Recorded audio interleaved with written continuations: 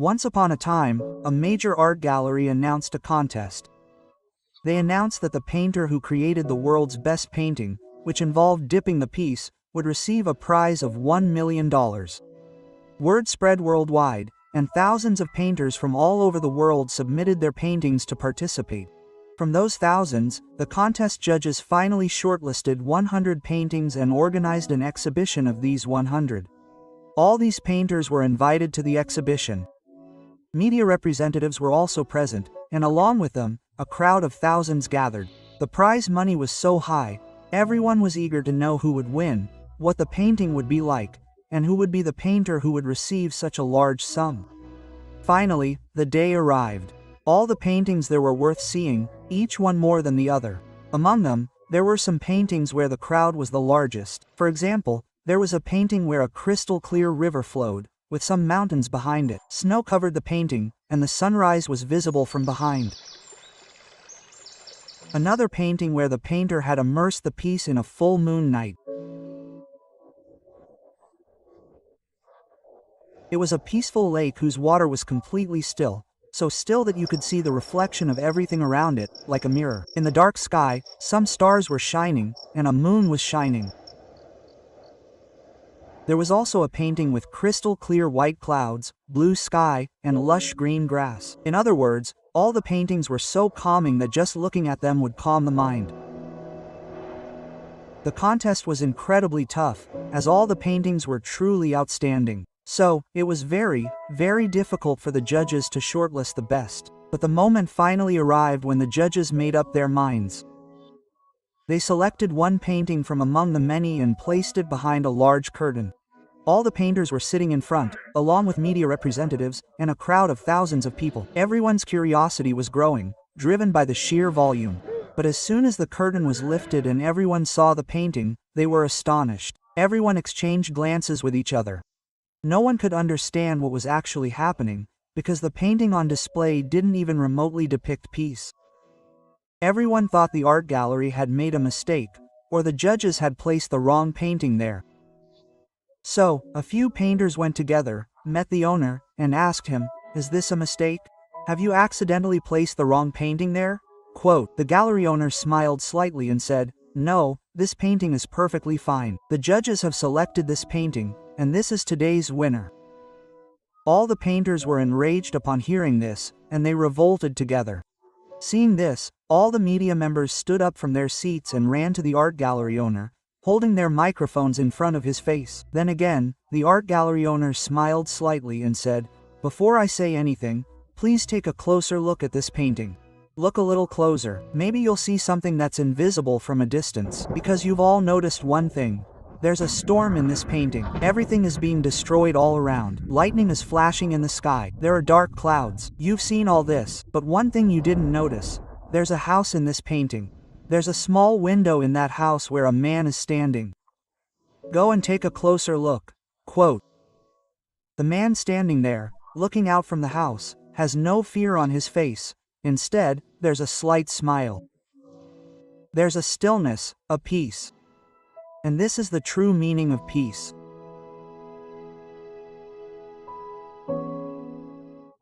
Peace doesn't mean that everything outside is calm, and yet we are calm because that's temporary. True peace means that no matter what's happening outside, we are completely at peace within. Our mind is at peace. Because no matter how beautiful a place you take someone with a peaceful mind to, they'll remain unhappy even there. But on the other hand, no matter what's happening outside, no matter what the weather is like, no matter what's raging around them, no matter how stormy or devastating everything around them, they'll remain completely at peace within. And this is the true meaning of peace.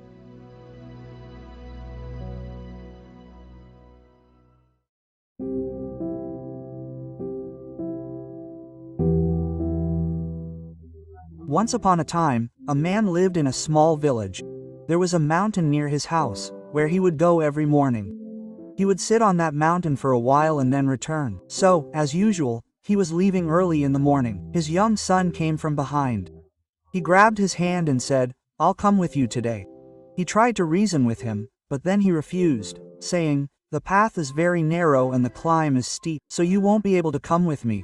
Quote, but when the son insisted, the father relented, and the two began climbing the mountain. The father held his son's hand tightly. There were mountains on the left, a ravine on the right, and the path was very narrow. They were about to reach the top of the mountain. Just then, a large boulder appeared in the path. The father, who walked that path every day, knew it was there, so he stepped aside. But the son's attention was elsewhere, so his knee hit the boulder. A scream escaped the child's mouth. Ah, and as he screamed, his voice echoed through the mountains. The child had never heard his own voice echo before. He didn't understand what was happening. He was a little nervous inside. He thought that perhaps someone was secretly watching him and making fun of him. Then the child asked, "Who are you?" When the child heard the echo, he became angry. He wondered, "Who is this person who is making fun of me and walking away?" He then angrily said, "I will not let you go." And as soon as he heard the echo, he became frightened. His father understood what was happening. He held his father's hand tightly and asked, "Who is this person who is bothering me so much? Who is this person who is scaring me so much?" Quote, his father smiled slightly, looked at Kyle, and loudly said, "I love you very much." Hearing this, the child was astonished. He couldn't understand what was happening. That the same person who was making fun of him and teasing him was telling his father, "I love you very much." So his father looked at his son and understood what was going on. And then he said again, "You are very good." Hearing this, his son smiled slightly and asked his father, "What's going on?" Then his father explained to his son, "This voice you're hearing isn't someone else's. It's your own voice echoing through the mountains. And you're hearing your own voice. You hear exactly what you say. If you say something angrily, the voice that comes back will also be angry. But if you say something kind, the voice will also be kind. It's exactly the same in our lives. Whatever you think about life in your mind, it becomes exactly that for you. If you keep telling yourself, 'My life is terrible,' your life will become truly bad. And if you love your life will love you." This thought stuck in the child's mind. And then they both went to the top of that mountain. But this thought was always on the child's mind. And then the child burst out laughing, opened his hands, and said with all his might, "I love you very much."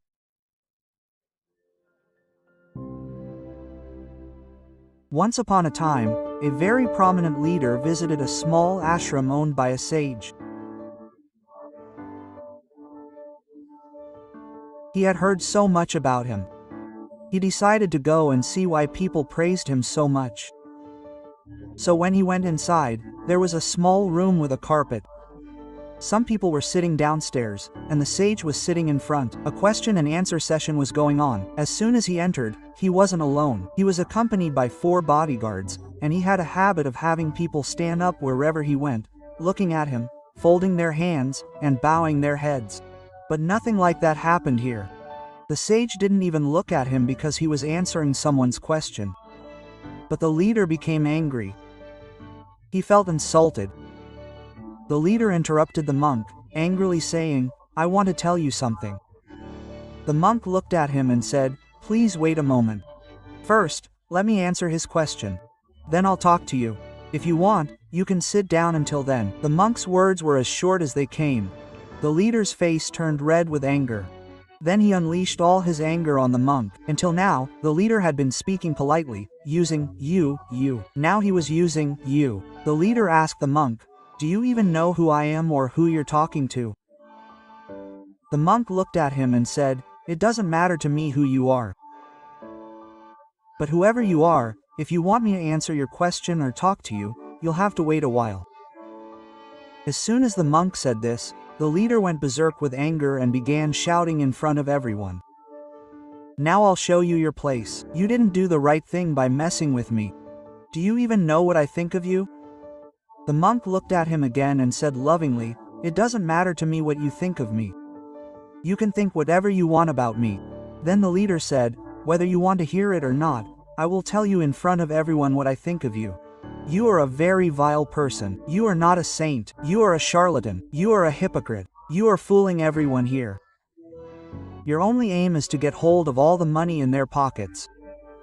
You are using these people for your own benefit. And now I will not let you go. I will expose you before the whole world." But even after he said this, a faint smile remained on the monk's face. Seeing this, the monk became even more enraged and said, "Enough is enough. I am not going to stay here even for a minute, but you still have a chance. If you want to apologize to me or say something to me, you can do so." Despite all this, the monk remained completely calm, a smile on his face. He closed his eyes.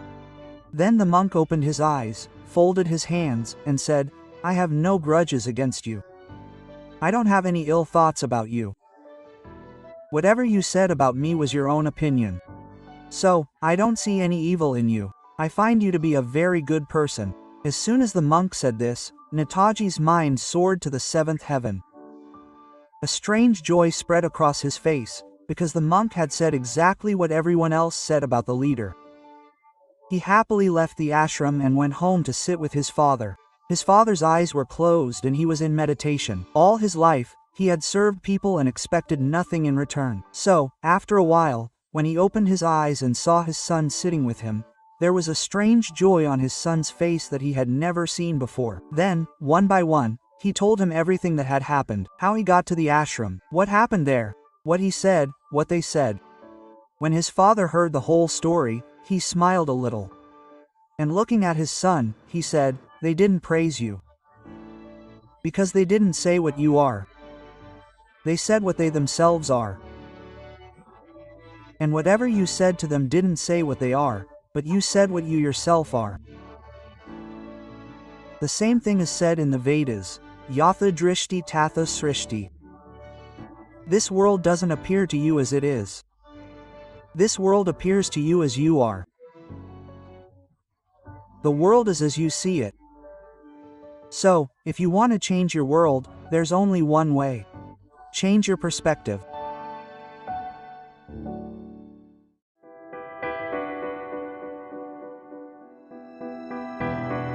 This is the story of a little girl who used to get very angry. She would get angry at every little thing.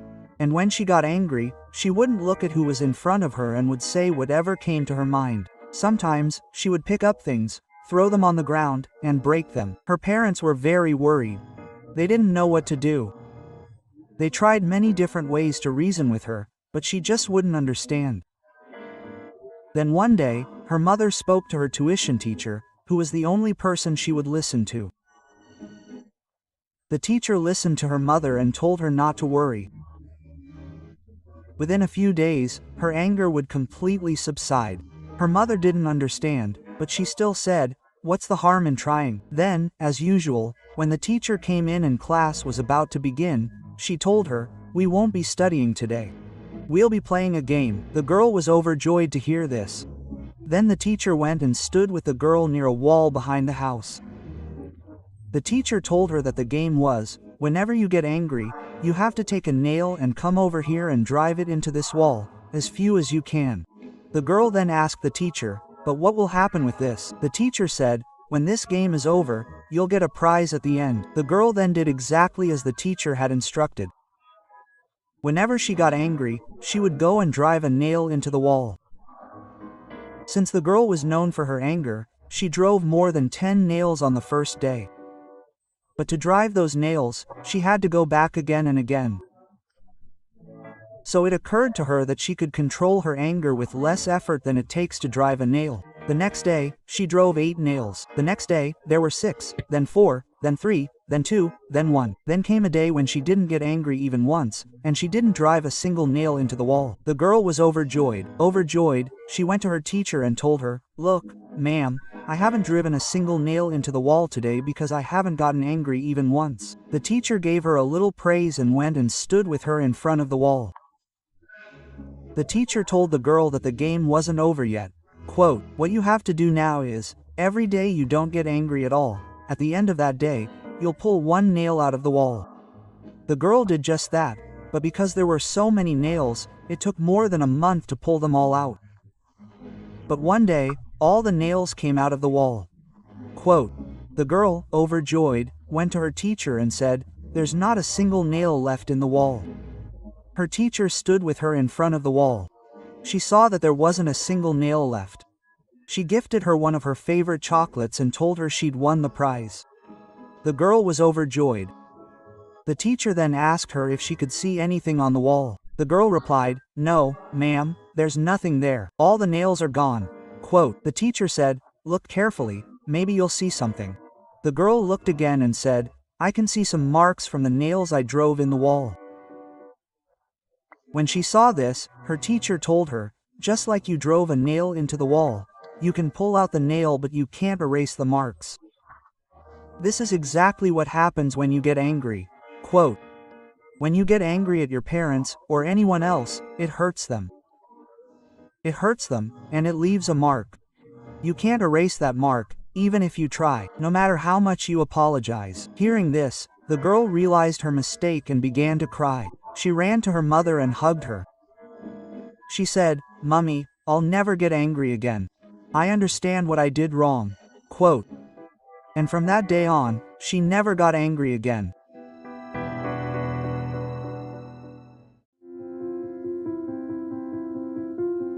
Once, a girl tried very hard to crack an entrance exam. She worked very hard, but still couldn't crack it. She was completely devastated, deeply troubled, and sad. Her father couldn't bear to see his daughter in this state. One day, he called his daughter and told her, "Come with me to the kitchen. I need to show you something." Quote, in the kitchen, he had already placed 3 bowls on the gas stove. He filled them with water, put some potatoes in one, some eggs in another, and coffee beans in another. He left them to boil. 5 minutes passed, then 10 minutes, then 20 minutes. He stood there with his daughter, watching.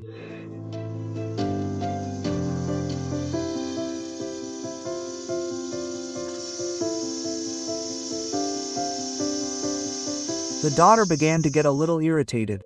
"What are you doing?" she asked. Her father said, "Wait just one more minute, you'll understand." Then, one by one, he turned off the gas stove and took out the potatoes from the first bowl and placed them on a plate. He took out the eggs from the second bowl and placed them on another plate. He strained the coffee from the third bowl and poured it into a cup.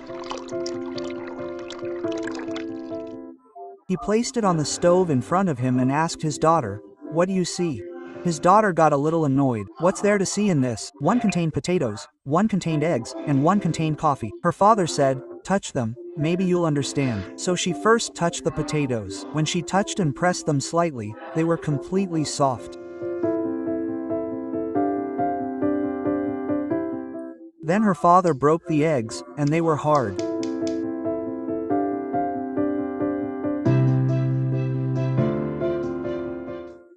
Then her father picked up the coffee cup and told his daughter to smell it. When her daughter smelled the coffee, a smile appeared on her face. Then her father told his daughter, "Look carefully at what happened here." All 3 were put in the same situation, but they responded differently.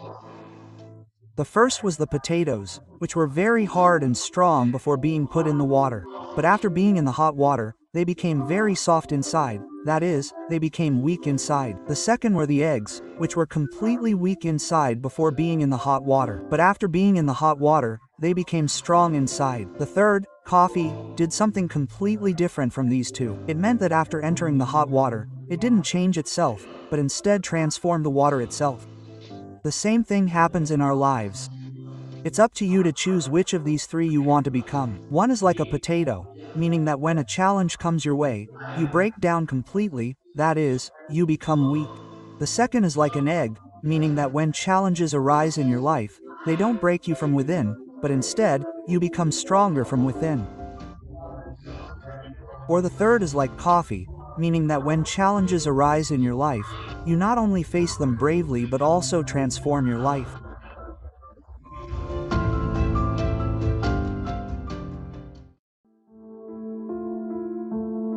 This is the story of 2 friends who lived in a small village. Once, they both went to the city for some work and were returning to their village. To reach their village, they had to pass through a dense forest. While traversing the forest, one friend felt thirsty and lost his way while trying to find water.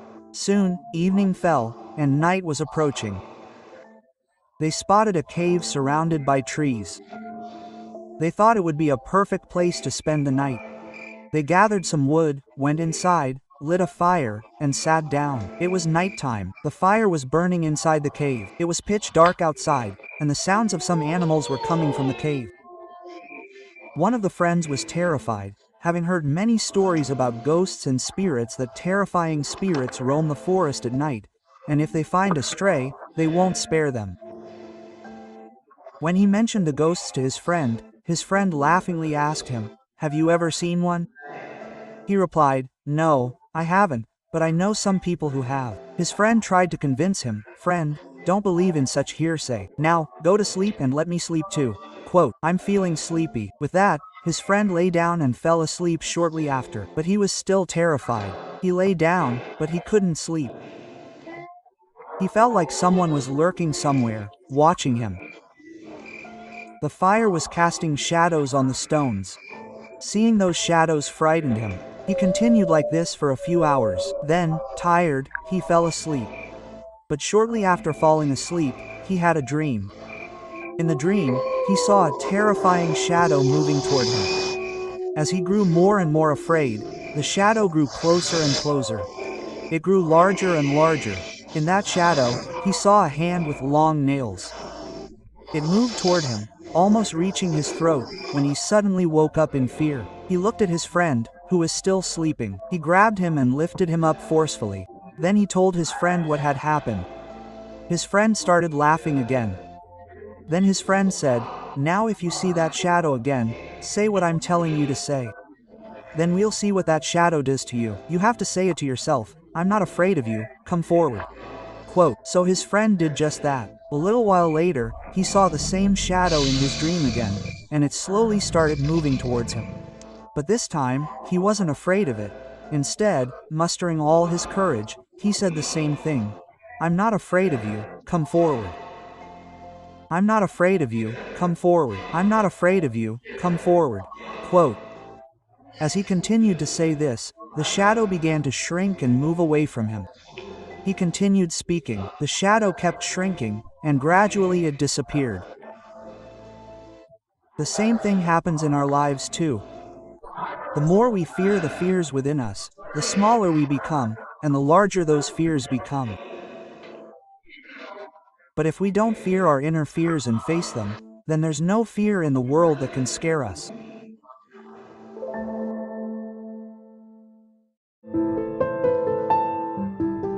Once upon a time, some scientists got together and conducted a very interesting experiment. What they did was take a large cage, put 5 monkeys inside, and placed a ladder. At the top of that ladder, they placed some bananas. What those scientists did was, as soon as any monkey climbed the ladder to reach the bananas, cold water would start raining from above. As soon as the cold water fell on the monkey climbing the ladder, the rain would stop as soon as it came down. Then, another monkey would climb the ladder to reach them, and the same thing would happen again. Cold water would rain from above again. As soon as that monkey came down, the rain would stop again. So the monkeys interpreted this to mean that as soon as anyone climbed the ladder, cold water would pour from above. Then, whenever another monkey tried to climb the ladder, the rest of the monkeys would gather around them, catch them, beat them, and throw them down.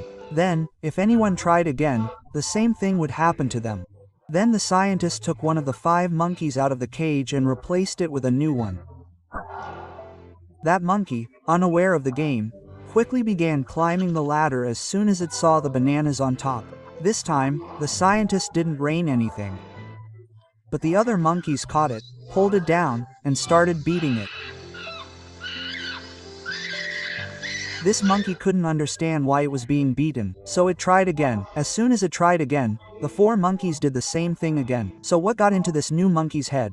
That climbing the ladder is forbidden. If you climb it, you'll be beaten. He didn't know why climbing the ladder was forbidden or why you'd be beaten, but it was firmly ingrained in his mind that he shouldn't climb it, nor should anyone else be allowed to climb it. Then, the scientists removed one of the 4 monkeys and replaced it with a new one. This new monkey did the same thing as the previous one. He ran, tried to climb the ladder, tried to reach them. The other 4 gathered around him, beat him up, and threw him down. He couldn't understand anything. He tried again. The same thing happened to him again, And now this monkey also had the same idea that climbing the ladder is forbidden and that climbing it would result in beating. Then the scientist, one by one, removed the 3 remaining monkeys, replacing them with 3 new ones. These 5 monkeys were new, and none of them knew why climbing that ladder was forbidden, but they all had it ingrained in their minds that climbing the ladder would lead to punishment. So, no one tried. Even though there wasn't any cold showers anymore, if they wanted, they could have easily climbed the ladder, plucked the bananas, and shared them among themselves.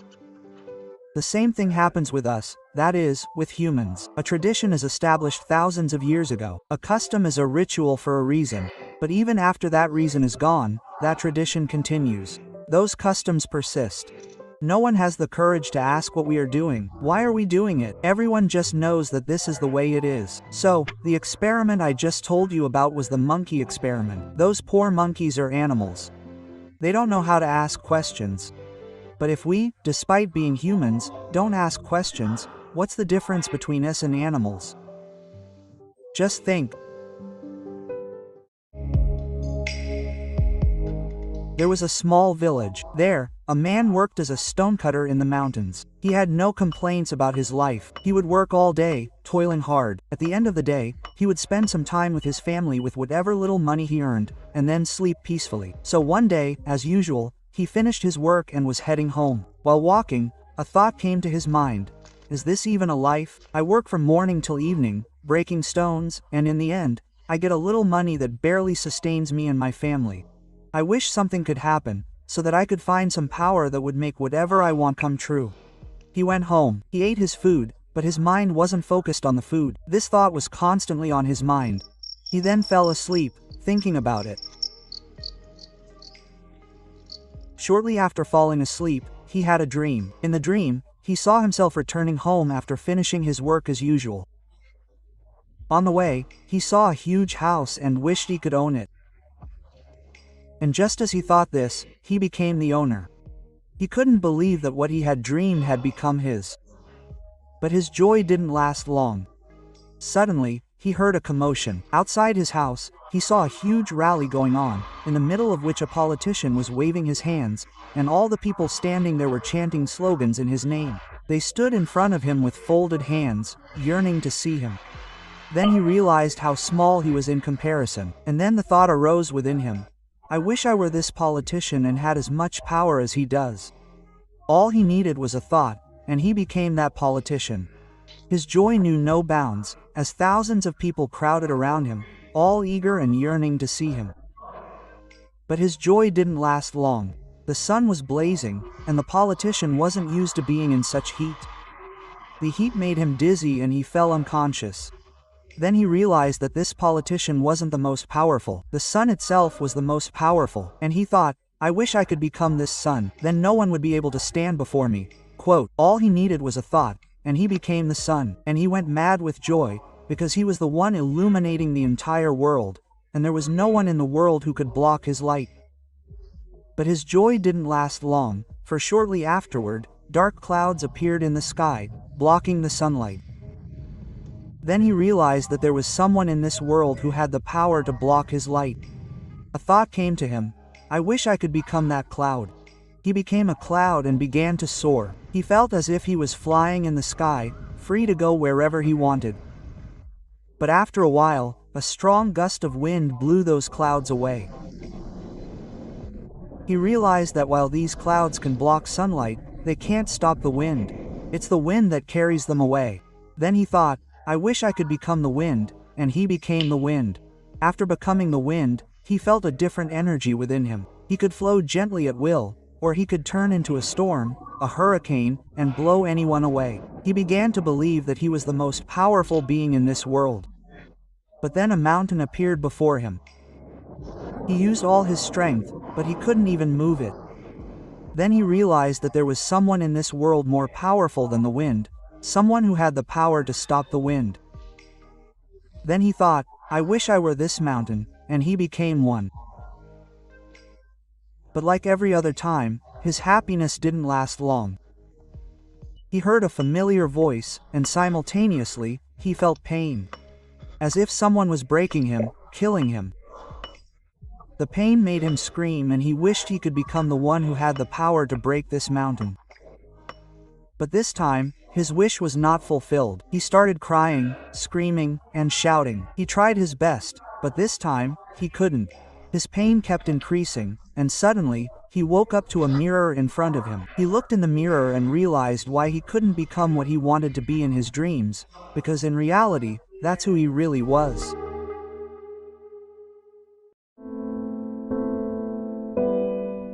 This is the story of two friends, and their friendship began just a few days ago in a hospital room where they were both admitted. One of them had suffered a paralysis attack just a few days ago. His entire body below the neck was paralyzed, and he couldn't move a finger. All day, every nurse who came to him would say the same thing. "Give me an injection that will kill me. I don't want to live anymore. What should I do with this life?" Quote. So his friend was in that room because he could walk. Every morning and every evening, he would stand near a window in that room and tell his friend what was happening outside. There was a perfect blue sky, white clouds, a light breeze, and some birds were flying. There's a beautiful beach where children are building mud houses. Others are sitting there, just watching the waves. Some are jogging, some are exercising, some are flying kites. There's an ice cream stall nearby where people come and eat ice cream. And at sunset, the water turns golden and sparkles. Initially, when he started telling all this, his friend wasn't particularly impressed, but gradually, the desire to live began to awaken within him. He started waiting for morning, hoping for his friend to tell him what was happening here. This continued for a few days. Then one day, when he woke up, he saw that the bed in front of him was empty. He called the nurse and asked if he had been discharged. The nurse said, "He must have told you. He only had a few days left, and he died last night." Quote. Hearing this, his hope was completely shattered. His friend was the only thing that connected him to the outside world, allowing him to see what was happening outside and how beautiful it was. For a few days, he cried and gave up the desire to live. But on the other hand, a new desire arose somewhere within him. "Before I die, I could see with my own eyes what the world looks like outside this window." As this desire grew, he began to feel a strange energy within him. Then, one day, he mustered all his strength and somehow got off the bed, grabbed the window, and somehow managed to reach it. He stood up, grabbed the window, and looked out. But the moment he saw it, he was filled with anger. He called out loudly for the nurse. As soon as the nurse arrived, he asked, "What have you done? Why did you put this black wall outside the window?" Quote. The nurse couldn't understand what he was saying. She said, "I've been here for 5 years. This black wall has been here ever since I arrived." Quote. Only then did she realize her friend had been lying to her. She asked the nurse, "If this black wall has been here for 5 years, why did my friend lie to me?" The nurse smiled slightly and said, "I don't know why they lied to you. But I do know that whatever they told you is the reason you're standing on your feet right now." Quote.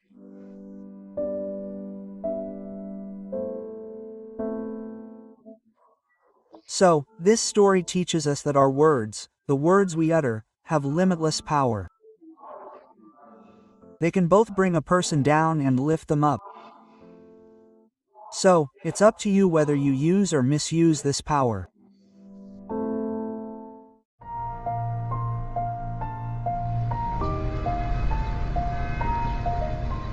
Once, a little girl ran into a pharmacy with a clay piggy bank in her hand. She stood there for a long time, but the shopkeeper didn't notice her because there were so many other people standing there. She called out to him several times, but the crowd was so huge that he didn't notice her. Then, the girl became a little angry and took her clay piggy bank and placed it forcefully on the counter. The shopkeeper and all the people standing there turned to look at her. The shopkeeper asked, "What do you want, dear?" She innocently replied, "I want a miracle." The shopkeeper didn't understand. Neither did the people there, and everyone looked at her. Then the shopkeeper said, "Miracles aren't available here, dear." The girl thought he was lying to her. The girl replied, "I have a lot of money in my piggy bank. Tell me how much money you need, but I'll leave today only after taking a miracle." Quote. Another man was standing at the counter. He asked, "Why do you want a miracle, dear?" Then the girl told her story. Just a few days ago, my brother had a severe headache, so my parents took him to the hospital. After that, my brother didn't come home for several days. I asked my father several times, but he wouldn't tell me anything. He kept saying, "He'll be back tomorrow, he'll be back tomorrow." But he never came. Then I saw my mother crying, and my father telling her that he didn't have enough money for his medicines and treatment. Only a miracle could save him. Then I thought, so what if my father doesn't have that much money? I do have it. Single quote. So, I took all the money I'd saved and came to this pharmacy. Then the man asked the girl, "How much money do you have?" Hearing this, the girl picked up her piggy bank, threw it on the ground, broke it, and started counting the money. Everyone else stood and watched. After a while, she gathered all the money in her hand and said, "I have exactly 19 rupees. The man standing there smiled slightly and said, "Oh, you have a whole lot of money.